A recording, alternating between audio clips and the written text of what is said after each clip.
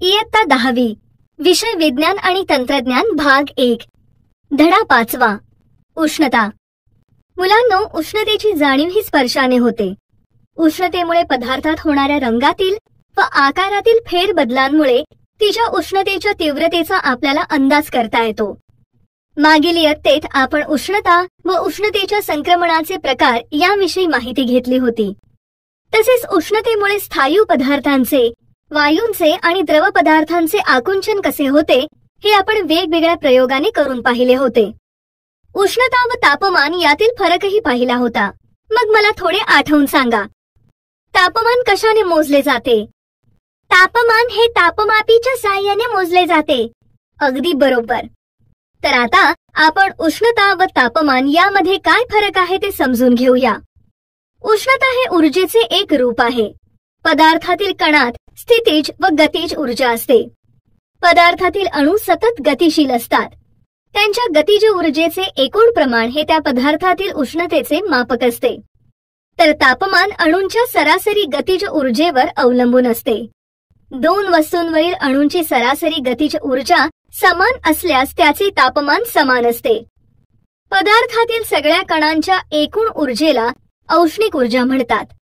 दोन भिन्न तापमान असलेले पदार्थ औष्णिक संपर्कात आल्यास अधिक तापमानाच्या पदार्थांकडून कमी तापमानाच्या पदार्थांकडे औष्णिक ऊर्जेचे स्थलांतर होते.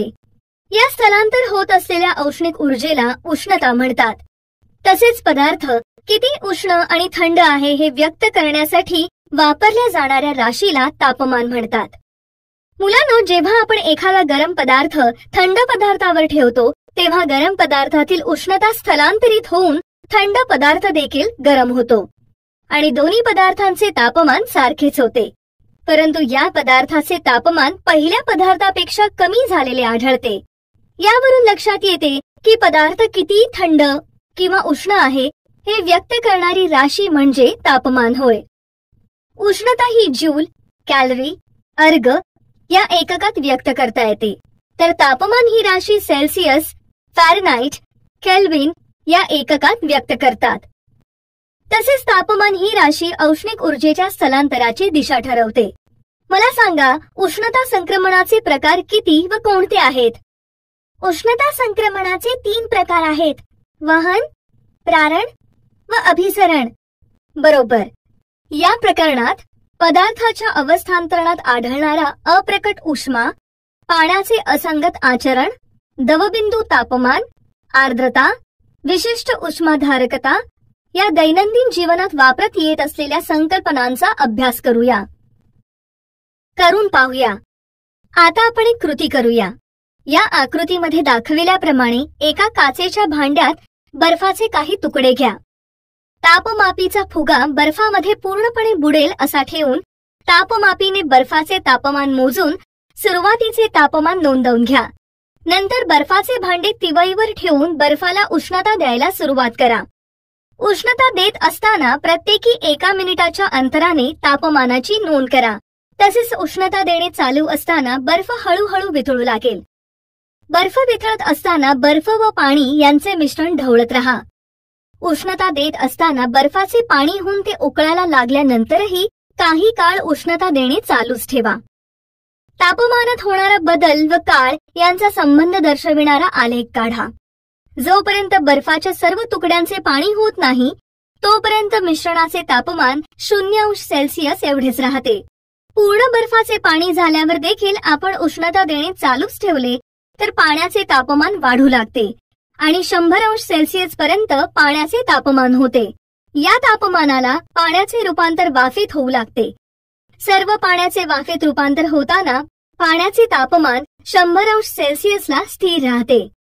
पाण्याला उष्णता देत असताना तापमानात होणारा बदल व त्याला लागणारा वेळ यांचा संबंध दर्शविणारा आलेख असा आहे. बर्फ व पाणी यांच्या मिश्रणात सतत उष्णता दिल्यास काय होते हे या तापमान काल आलेखात दाखविले आहे. या आलेखात रेख AB ही 0°C या स्थिर तापमानाला बर्फाचे पाण्यात रूपांतर होण्याची क्रिया दर्शविते. यावेळी बर्फ उष्णतेचे शोषण करतो. ही क्रिया बर्फाचे पूर्णपणे पाण्यात रूपांतर होईपर्यंत चालू राहते. बर्फाच्या सर्व तुकड्यांचे पाणी होईपर्यंत मिश्रणाचे तापमान 0°C असे स्थिर राहते. सर्व बर्फाचे पाणी झाल्यानंतर पाण्याचे तापमान 100°C पर्यंत वाढत जाते. या तापमानाला पाण्याचे वाफेत रूपांतर होऊ लागते. सर्व पाण्याचे वाफेत रूपांतर होत असताना उष्णता ग्रहण केली जाते, पण तापमान स्थिर म्हणजेच 100°C राहते. ज्या स्थिर तापमानाला बर्फाचे पाण्यात रूपांतर होते त्या तापमानाला बर्फाचा द्रवणांक असे म्हणतात. अप्रकट उष्मा, लेटेंट हीट ऑफ मेल्टिंग. मुलांनो, स्थायू पदार्थास उष्णता दिल्यास सुरुवातीचे त्याचे तापमान वाढते. यावेळी पदार्थाने शोषलेली उष्णता पदार्थाच्या कणांची म्हणजेच अणू व रेणूंची गतिज ऊर्जा वाढवण्यात तसेच त्या कणांमधील आकर्षण बलांविरुद्ध कार्य करण्यात वापरली जाते. येथे पदार्थ म्हणजे बर्फ होय. पदार्थाला उष्णता देणे सुरू ठेवल्यास ठराविक तापमानाला स्थायू पदार्थाचे द्रवात रूपांतर होऊ लागते. यावेळी तापमान स्थिर राहते.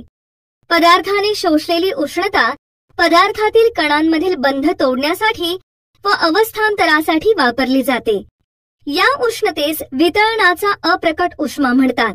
तसेच एकक वस्तुमानाच्या स्थायू पदार्थाचे द्रवामध्ये पूर्णपणे रूपांतर होत असताना स्थिर तापमानावर जी उष्णता स्थायूत शोषली जाते त्या उष्णतेला वितळणाचा विशिष्ट अप्रकट उष्मा म्हणतात. या आलेखाचे निरीक्षण केले असता बर्फाचे पाण्यामध्ये पूर्ण रूपांतर झाल्यानंतर पाण्याचे तापमान वाढू लागते. ते 100°C पर्यंत वाढते. आलेखातील रेघ BC ही पाण्याच्या तापमानाची 0°C ते 100°C पर्यंत होणारी वाढ दर्शविते. त्यानंतर उष्णता दिली तरी पाण्याचे तापमान वाढत नाही. या तापमानाला शोषली जाणारी सर्व उष्णता ही त्या द्रवामधील रेणूंचे बंध तोडण्यासाठी आणि त्या द्रवाचे वायुरूप स्थितीत रूपांतर करण्यासाठी वापरली जाते. तसेच द्रव पदार्थाचे रूपांतर वायूमध्ये होत असताना उष्णता शोषली जाते, परंतु त्यांच्या तापमानात वाढ होत नाही. ज्या स्थिर तापमानाला द्रवाचे रूपांतर वायूमध्ये होते त्या तापमानाला द्रवाचा उत्कलनांक म्हणतात. स्थिर तापमानास द्रवाचे रूपांतर वायूमध्ये होत असताना शोषल्या गेलेल्या उष्णतेस बाष्पनासा विशिष्ट अप्रकट उष्मा असे म्हणतात. मुलांनो, आता तुम्हाला प्रश्न पडला असेल की सर्व पदार्थाचा द्रवणांक व उत्कलनांक एकसारखाच असतो का? तर नाही. वेगवेगळ्या पदार्थाचे द्रवणांक व उत्कलनांकही वेगवेगळे असतात.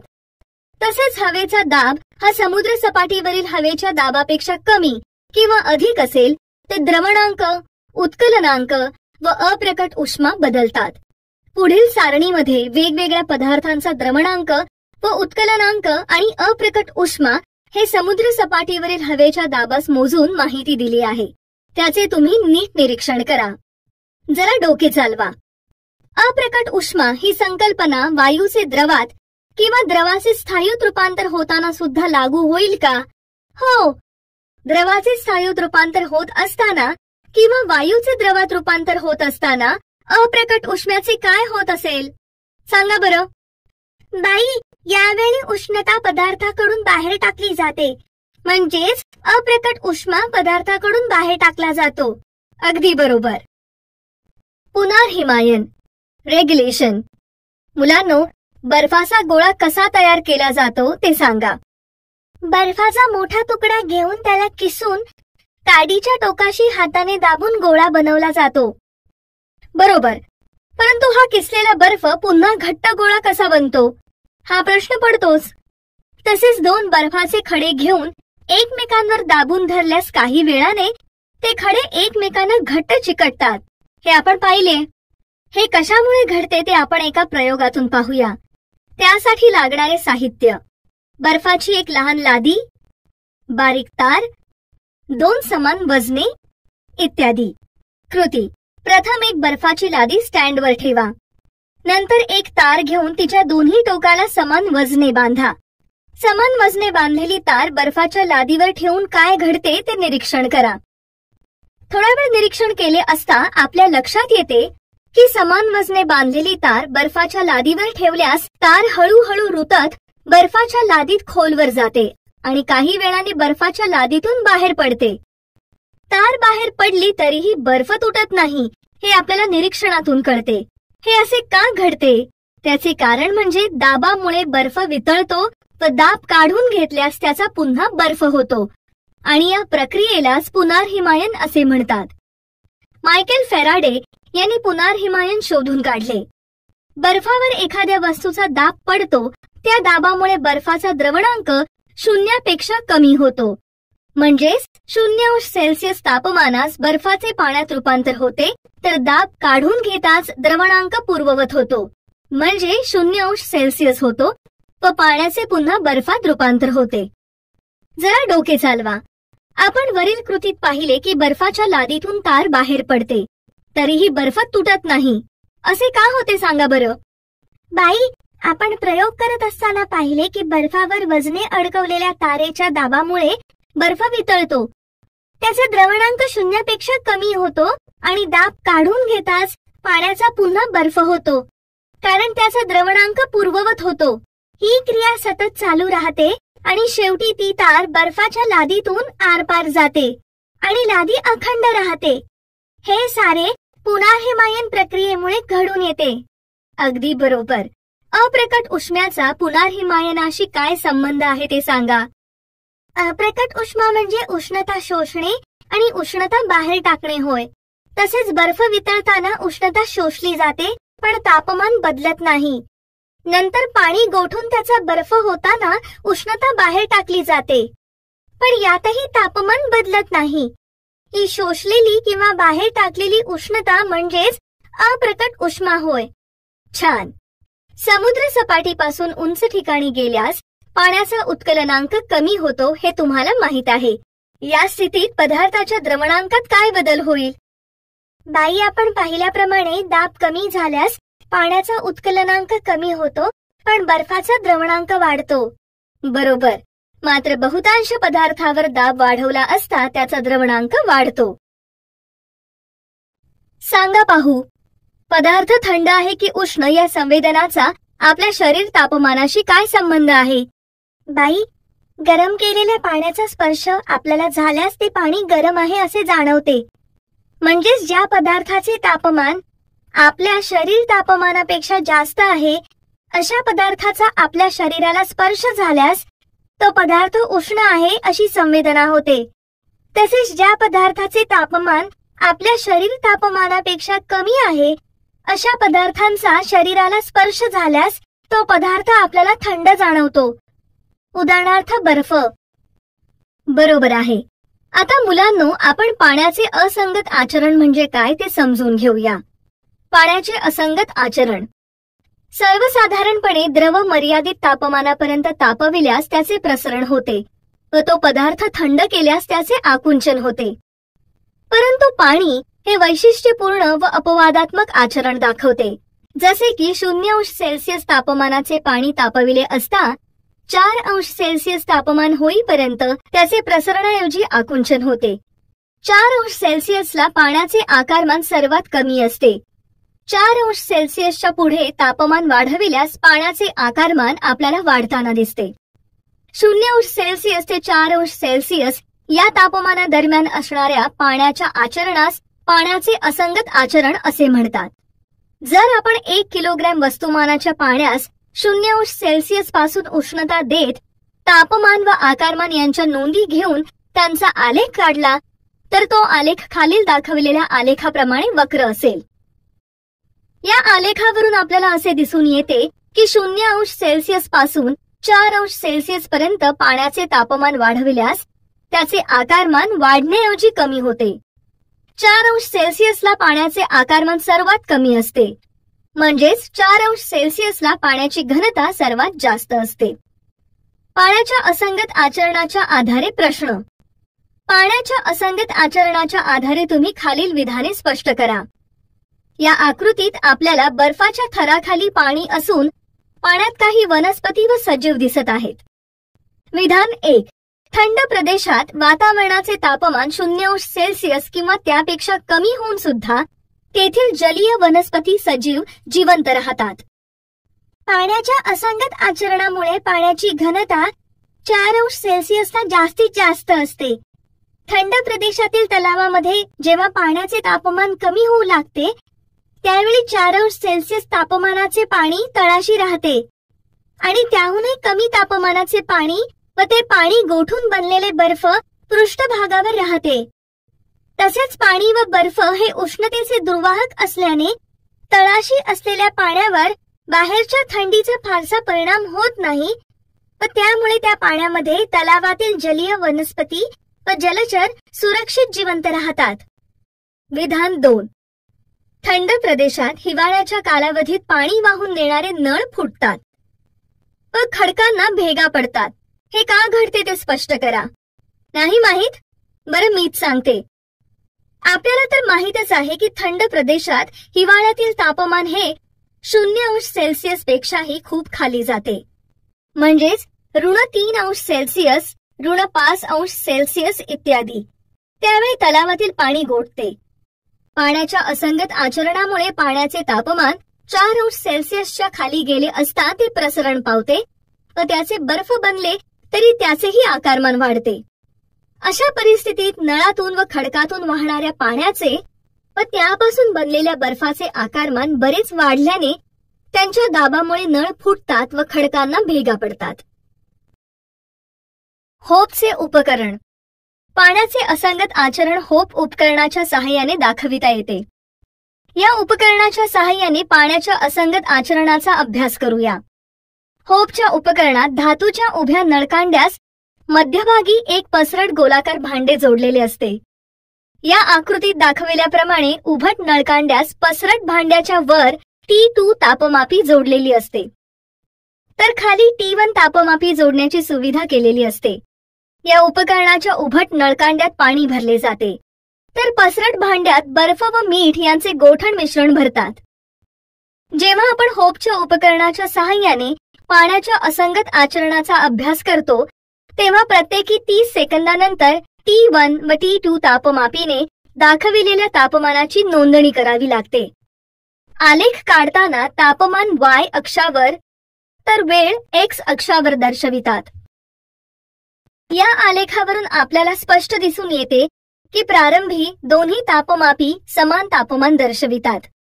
नळकांड्याच्या खालच्या भागातील पाण्याचे तापमान T1 असून ते जलद गतीने कमी होते तर वरच्या भागातील पाण्याचे तापमान T2 असून ते तुलनेने हळूहळू कमी होते. तसेच नळकांड्याच्या खालच्या भागातील पाण्याचे तापमान T1 हे 4°C पर्यंत पोहोचताच ते काही काळ जवळजवळ स्थिर राहते आणि वरच्या भागातील पाण्याचे तापमान T2 हे हळूहळू 4°C पर्यंत कमी होते. यामुळे एकाच वेळेला T1 व T2 हे 4°C तापमान T2 जलद गतीने कमी होत असल्याने वरची तापमापी T2 प्रथम 0°C तापमानाची नोंद करते आणि त्यानंतर खालची तापमापी T1 0°C तापमानाची नोंद करते. आलेखावर दिसणारा दोन्ही वक्रांचा छेदनबिंदू पाण्याच्या कमाल घनतेचे तापमान दर्शवितो. आता आपण होपच्या उपकरणात काय प्रक्रिया घडते ते पाहूया. आरंभी नळकांड्याच्या मध्यभागातील पाण्याचे तापमान सभोवतालच्या गोठण मिश्रणामुळे कमी झाल्याने त्याचे आकारमान कमी होते. परिणामी त्याची घनता वाढते. जास्त घनतेचे पाणी खाली जाते. त्यामुळे खालच्या भागातील पाण्याचे तापमान T1 सुरुवातीस जलद गतीने कमी होते. नळकांड्याच्या खालच्या भागातील तापमान जेव्हा 4°C होते तेव्हा त्या पाण्याची घनता उच्चतम होते आणि नळकांड्याच्या मध्यभागातील पाण्याचे तापमान 4°C पेक्षा कमी होते तेव्हा ते प्रसरण पावू लागते. परिणामी त्याची घनता कमी होते व ते तळाकडे न जाता वरच्या भागाकडे जाऊ लागते. म्हणून वरच्या भागातील पाण्याचे तापमान T2 जलद गतीने 0°C पर्यंत कमी होते परंतु तळाशी असणाऱ्या पाण्याचे तापमान 4°C वर काही काळ स्थिर राहते व नंतर तेही 0°C पर्यंत कमी होते. अशा प्रकारे 0°C ते 4°C या तापमान खंडात पाण्याचे आचरण असंगत असते हे स्पष्ट होते. दवबिंदू तापमान आणि आर्द्रता. पृथ्वीचा 71% पृष्ठभाग पाण्याने व्यापलेला आहे हे आपल्याला माहीतच आहे. तलाव, नद्या आणि सागर यांच्यातील पाण्याचे सतत बाष्पीभवन होत असते. त्यामुळे वातावरणात नेहमीच काही प्रमाणात पाण्याचे बाष्प असते. वातावरणात असणाऱ्या पाण्याच्या वाफेचा दैनंदिन जीवनावर परिणाम होतो. म्हणजेच वातावरणातील हवेचे प्रमाण कमी अधिक होते. तसेच वातावरणातील उष्णता कमी अधिक जाणवते. वातावरणामध्ये असणाऱ्या बाष्पाच्या प्रमाणावरून दैनंदिन हवामानाचे स्वरूप समजण्यास मदत होते. हवेतील पाण्याच्या वाफेमुळे हवेत निर्माण होणारा ओलावा किंवा दमटपणा म्हणजेच आर्द्रता होय. एका दिलेल्या तापमानास दिलेल्या हवेच्या आकारमानात एका कमाल मर्यादेपर्यंत बाष्प सामावले जाते. या मर्यादेपेक्षा जास्त बाष्प असल्यास त्या अतिरिक्त बाष्पाचे पाण्यात रूपांतर होते. हवेमध्ये जेव्हा पाण्याची कमाल वाफ साठवलेली असते तेव्हा ती हवा त्या विशिष्ट तापमानास बाष्पाने संपृक्त आहे असे म्हणतात. हवा संपृक्त होण्यासाठी लागणाऱ्या बाष्पाचे प्रमाण तापमानावर अवलंबून असते. तापमान कमी असल्यास हवा संपृक्त होण्यास कमी बाष्प लागते. उदाहरणार्थ 40°C तापमानाच्या 1 किलोग्रॅम कोरड्या हवेत जास्तीत जास्त 49 ग्रॅम पाण्याचे बाष्प सामावू शकते व ती हवा बाष्पाने संपृक्त होते. म्हणजेच अशा हवेत जर बाष्पाचे प्रमाण अधिक झाल्यास अतिरिक्त बाष्पाचे संघनन होते. याचे उदाहरण द्यायचे झाले तर हिवाळ्यात कधी कधी रात्री दव पडते याचा अनुभव आपण घेतो.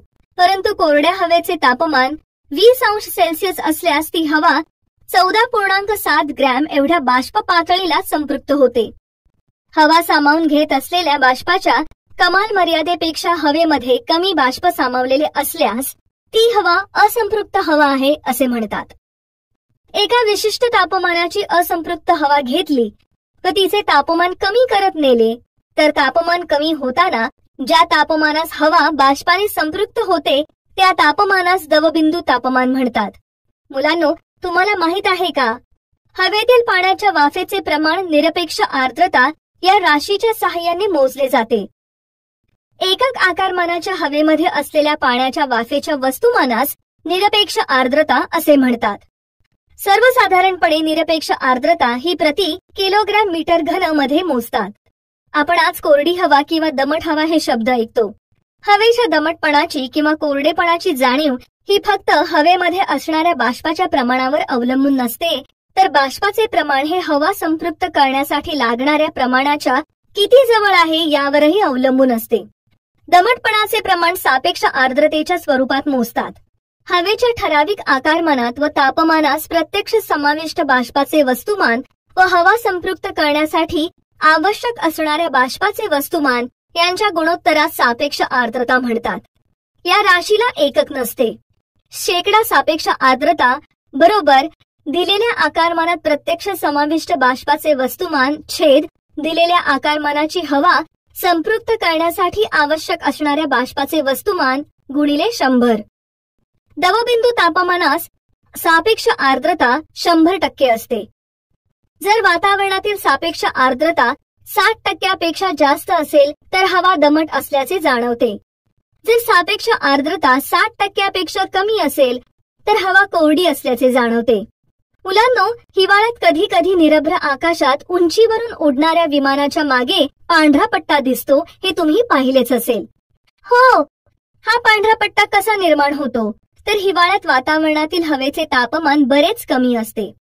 अशा वेळी विमान उडत असताना विमानाच्या मागे विमानाच्या इंजिनापासून निघणाऱ्या वाफेचे संघनन होऊन पांढरे छोटे छोटे ढग तयार होतात. सभोवतालच्या वातावरणातील हवेची सापेक्ष आर्द्रता जास्त असल्यास हा पांढरा पट्टा विमानाच्या मागे जास्त लांब व जास्त काळ दिसतो. तसेच सापेक्ष आर्द्रता कमी असल्यास हा पांढरा पट्टा कमी लांबीचा व कमी काळ दिसतो. सापेक्ष आर्द्रता खूपच कमी असल्यास असा पांढरा पट्टा निर्माण होत नाही. मुलांनो, तुम्ही थंड पाण्याची बाटली फ्रिज मधून काढून ती टेबलावर ठेवल्यास तसेच हिवाळ्याच्या दिवसात गवताच्या किंवा झाडाच्या पानांचे निरीक्षण केल्यास तुम्हाला या दोघांवर पाण्याचे थेंब जमा झालेले दिसतात. म्हणजेच हवेत बाष्पाचे अस्तित्व जाणवते. जेव्हा हवा खूप थंड होते तेव्हा तापमान कमी झाल्याने हवा वाफेने संपृक्त होत जाते. त्यामुळे अतिरिक्त बाष्पाचे लहान लहान थेंब बनतात. हवेत असणाऱ्या बाष्पाच्या प्रमाणावर दवबिंदू तापमान अवलंबून असते. याप्रमाणेच हवेतील बाष्पाचे संघनन झाल्याने धुके तयार होते. उष्णतेचे एकक.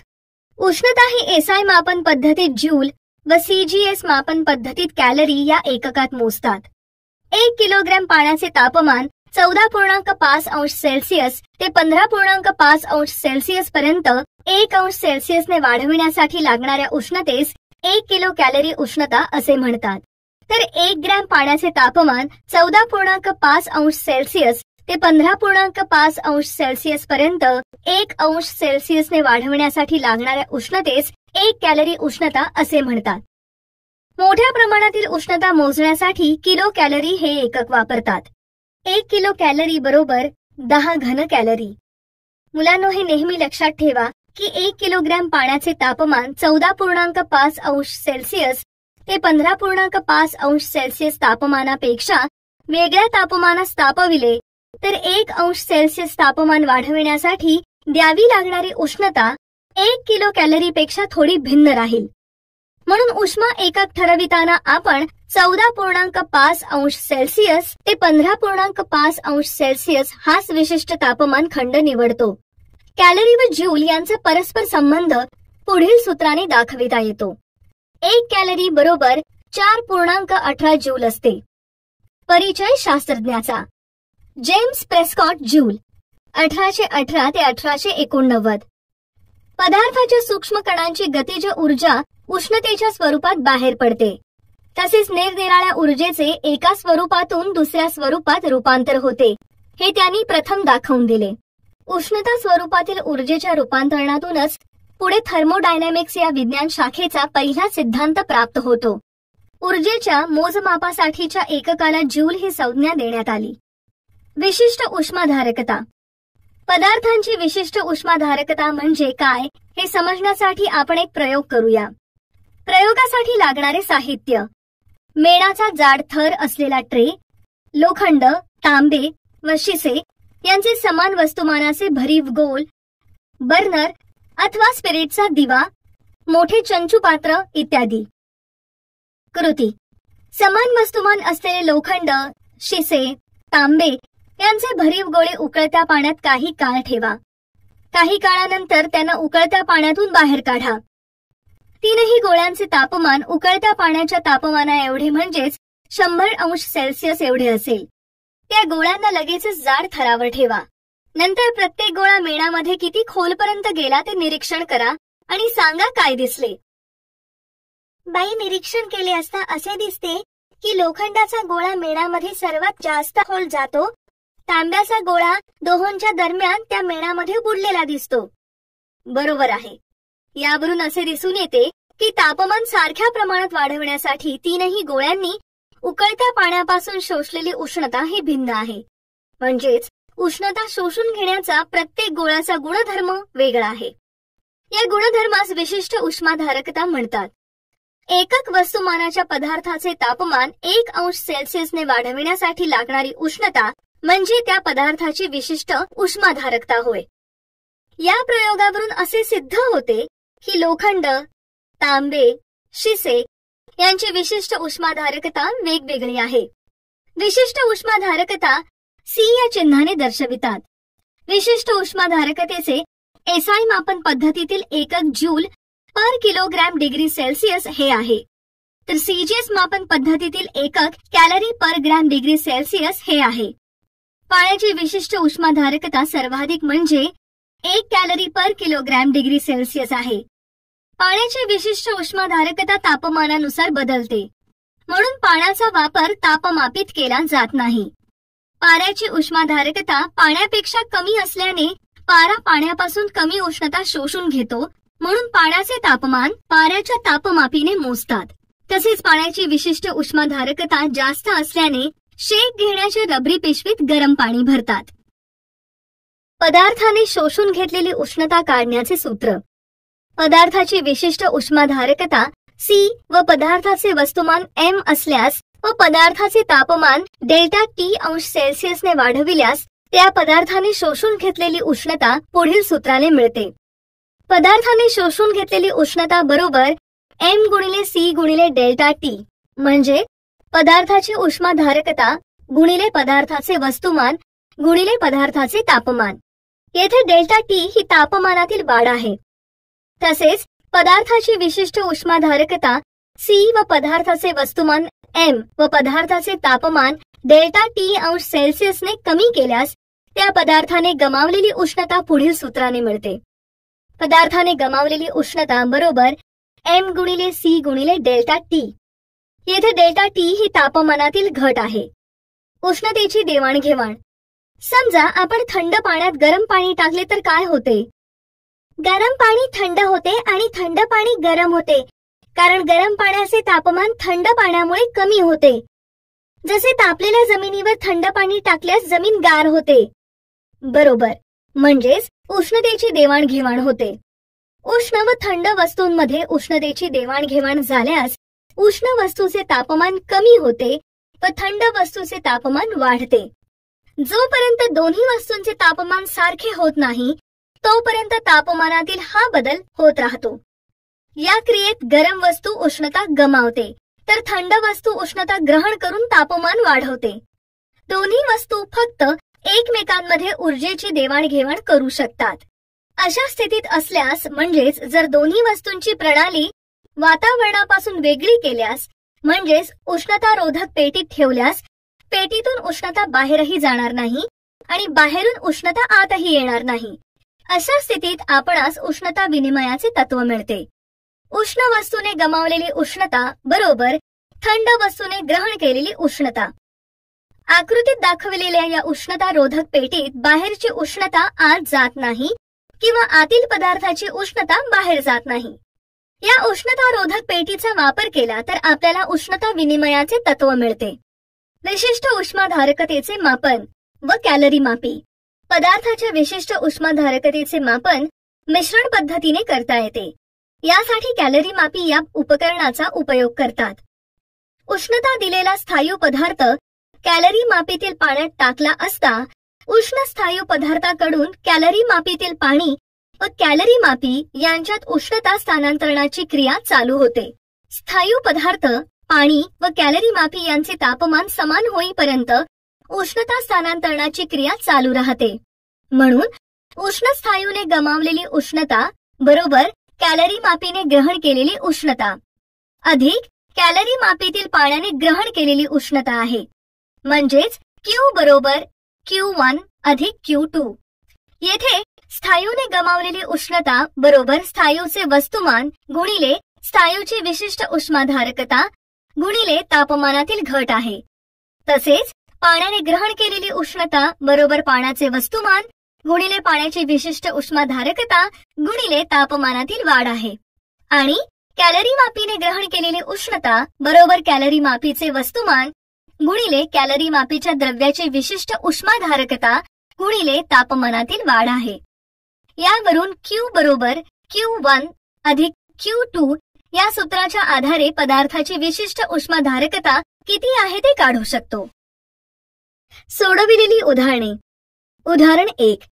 5 किलोग्रॅम वस्तुमान असलेल्या पाण्याचे तापमान 20 अंश सेल्सिअस पासून 100 अंश सेल्सिअस पर्यंत वाढवण्यासाठी किती उष्णता लागेल? दिलेली माहिती. वस्तुमान बरोबर 5 किलोग्रॅम. विशिष्ट उष्माधारकता बरोबर 1 किलो कॅलरी पर किलोग्रॅम सेल्सिअस. तापमानातील बदल डेल्टा टी बरोबर 100 वजा 20 बरोबर 80 अंश सेल्सिअस. द्यावी लागणारी उष्णता बरोबर वस्तुमान गुणिले विशिष्ट उष्माधारकता गुणिले तापमानातील बदल बरोबर M गुणिले C गुणिले डेल्टा टी बरोबर 5 गुणिले 1 गुणिले 80 बरोबर 400 किलो कॅलरी. म्हणून तापमान वाढीसाठी द्यावी लागणारी उष्णता बरोबर 400 किलो कॅलरी आहे. उदाहरण 2. 100 ग्रॅम वस्तुमान असलेल्या तांब्याच्या गोळ्याला 100 अंश सेल्सिअस पर्यंत उष्णता देऊन 195 ग्रॅम वस्तुमान व 20 अंश सेल्सिअस तापमान असलेल्या तांब्याच्या कॅलरी मापीतील पाण्यात सोडला. कॅलरी मापीचे वस्तुमान 50 ग्रॅम असल्यास मिश्रणाचे जास्तीत जास्त तापमान किती होईल? तांब्याची विशिष्ट उष्माधारकता बरोबर 0.1 कॅलरी ग्रॅम अंश सेल्सिअस. दिलेली माहिती. समजा मिश्रणाचे जास्तीत जास्त तापमान 30 अंश सेल्सिअस आहे. तांब्याच्या गोळ्याने गमावलेली उष्णता बरोबर गोळ्याचे वस्तुमान गुणिले गोळ्याची विशिष्ट उष्माधारकता गुणिले तापमानातील घट. म्हणून Q बरोबर 100 गुणिले 0.1 गुणिले 100 वजा T पाण्याला मिळालेली उष्णता बरोबर पाण्याचे वस्तुमान गुणिले पाण्याची विशिष्ट उष्माधारकता गुणिले तापमानातील वाढ. म्हणून Q1 बरोबर 195 गुणिले 1 गुणिले T-20. कॅलरी मापीला मिळालेली उष्णता बरोबर कॅलरी मापीचे वस्तुमान गुणिले कॅलरी मापीच्या द्रव्याची विशिष्ट उष्माधारकता गुणिले तापमानातील वाढ. म्हणून Q2 बरोबर 50 गुणिले 0.1 गुणिले T-20 यावरून Q बरोबर Q1 अधिक Q2. सूत्रात किमती लिहू. 100 गुणिले 0.1 गुणिले 100 वजा T बरोबर 195 गुणिले 1 गुणिले T-20 अधिक 50 गुणिले 0.1 गुणिले T-20. 10 गुणिले 100 वजा T बरोबर 195 गुणिले T-20 अधिक 5 गुणिले T-20. 1000 वजा 10 T बरोबर 195 अधिक 5 T-20 बरोबर 1000 वजा 10 T बरोबर 200 गुणिले T-20. 1000 वजा 10 T बरोबर 200 T वजा 4000 बरोबर 1000 अधिक 5000 बरोबर 200 T अधिक 10 T. 5000 बरोबर 210 T. T बरोबर 5000 छेद 210. T बरोबर 500 छेद 21. म्हणून T बरोबर 23.80 अंश सेल्सिअस. म्हणून मिश्रणाचे तापमान 23.80 अंश सेल्सिअस असेल. उदाहरण 3.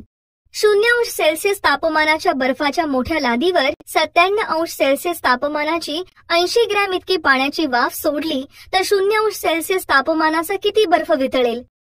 वाफेचे पाण्यात रूपांतर होताना किती उष्णता बर्फाला दिली जाईल? बर्फ वितळण्याचा अप्रकट उष्मा बरोबर L वितळण्याचा बरोबर 80 पर कॅलरी ग्रॅम. बाष्पनाचा अप्रकट उष्मा बरोबर L बाष्पनाचा बरोबर 540 पर कॅलरी ग्रॅम. दिलेली माहिती. वाफेचे तापमान बरोबर 97 अंश सेल्सिअस. वाफेचे वस्तुमान बरोबर M वाफ बरोबर 80 ग्रॅम. बर्फाचे तापमान बरोबर T बर्फ बरोबर 0 अंश सेल्सिअस. 97 अंश सेल्सिअस तापमानाच्या वाफेचे 97 अंश सेल्सिअस तापमानाच्या पाण्यात रूपांतरण होतानाची बाहेर निघालेली उष्णता बरोबर M वाफ गुणिले L बाष्पनाचा म्हणजेच वस्तुमान गुणिले अप्रकट उष्मा बरोबर 80 गुणिले 540. समीकरण 1. 97 अंश सेल्सिअस तापमानाच्या पाण्याचे 0 अंश सेल्सिअस तापमानाच्या पाण्यात रूपांतरण होतानाची उष्णता बरोबर M वाफ गुणिले डेल्टा T गुणिले C म्हणजेच वस्तुमान गुणिले तापमान गुणिले उष्माधारकता बरोबर 80 गुणिले 97 वजा 0 गुणिले 1. समीकरण 2. बर्फाला मिळालेली उष्णता बरोबर समीकरण 1 अधिक समीकरण 2 बरोबर 80 गुणिले 540 अधिक 80 गुणिले 97 वजा 0 गुणिले 1 बरोबर 80 गुणिले 540 अधिक 80 गुणिले 97 बरोबर 80 गुणिले 540 अधिक 97 बरोबर 80 गुणिले 637 बरोबर 50,960 कॅलरी. M बर्फ इतक्या वस्तुमानाच्या बर्फाचे वरील उष्णतेने 0 अंश सेल्सिअस तापमानाच्या पाण्यात रूपांतर झाल्यास बर्फाला मिळालेली उष्णता बरोबर वाफेने गमावलेली उष्णता. म्हणून M बर्फ गुणिले 80 बरोबर 80 गुणिले 637. M बर्फ बरोबर 80 गुणिले 637 छेद 80. M बर्फ बरोबर 637 ग्रॅम. म्हणून 0 अंश सेल्सिअस तापमानाचा 637 ग्रॅम बर्फ वितळेल व वाफेचे पाण्यात रूपांतरण होताना 50,960 कॅलरी उष्णता बर्फाला दिली जाईल.